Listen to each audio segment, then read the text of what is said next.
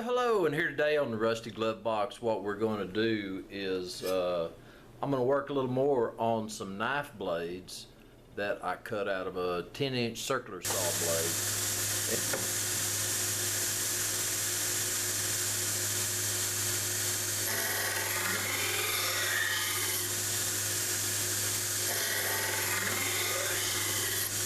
Alright, well, we're back for show and tell after we've kind of got our edge roughed in on there. Got a nice little edge. Let's see.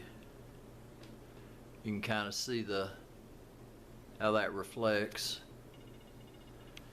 Got a good one on that one.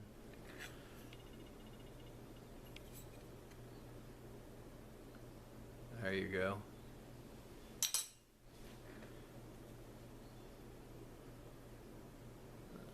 There we go.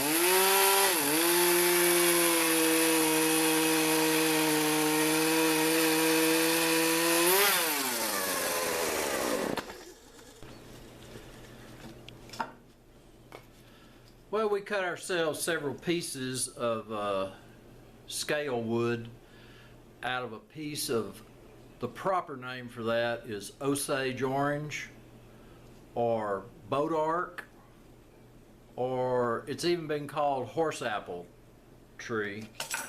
That's what I grew up calling it. I didn't know that it was Osage orange. It is a neat colored wood, and it's going to make some interesting scales. I had already kind of rough cut them out on another, and you can see that's a little different. It's not dark like walnut or anything like that. It's kind of orange tint.